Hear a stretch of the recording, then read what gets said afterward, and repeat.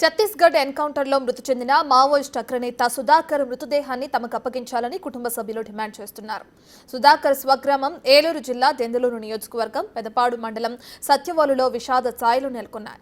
YS హయాంలో మావోయిస్టులతో చర్చల సమయంలో ఆనాడు సుధాకర్ ఏమన్నాడో ఓసారి చూద్దాం.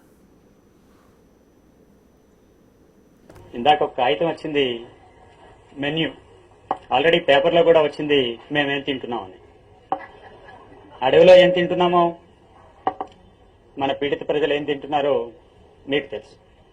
ఇక్కడికి వచ్చిన తర్వాత నిన్న మొదటి రోజు నాకు చాలా మేము ఎప్పుడూ చూడనటువంటి రుచులు చూపించారు. వెంటనే మాతో ఉన్నటువంటి మా రక్షణగా ఉన్నటువంటి కామ్రేడ్స్ మనం ఏం తింటున్నాం, ఇది ఎవరి తిండి అని అడిగారు. వెంటనే ఇంత స్పందన ఆ కామ్రేడ్స్ లో రావడానికి కారణం ఏ వర్గం నుంచి వచ్చాం, ఏ వర్గం కోసం పోరాడుతున్నాం అనేటువంటి స్పృహ. మన పార్టీ ఆ స్పృహనిచ్చింది.